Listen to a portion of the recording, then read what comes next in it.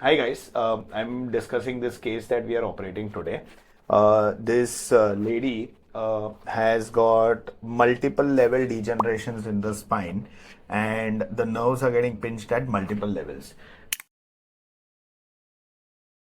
Now, typically, this is a straightforward surgery where we would want to do a surgery, decompress the nerves, and put screws and fix the spine.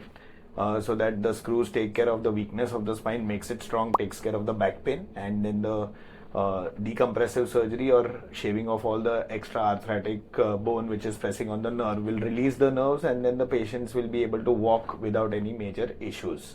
Uh, Typically, this lady is having a lot of back pain and is not able to walk beyond 5 minutes. That's the reason why we are doing surgery. The challenges over here are she is 80 years old, she is overweight, and she has a crooked spine. It's not a straight spine.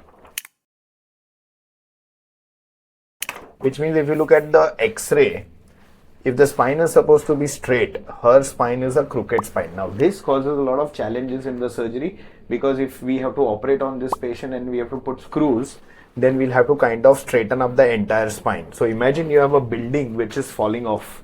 So, you need to break the entire building and build that again.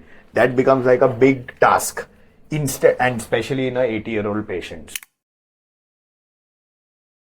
So instead, the approach that we are doing is a minimally invasive approach where we are just opening up the spine a little bit.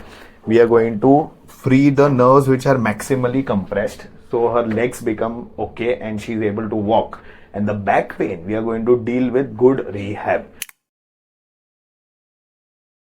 So this is the minimally invasive approach for a situation like this, and that's what we have done today. And things have gone well. She's going to do well.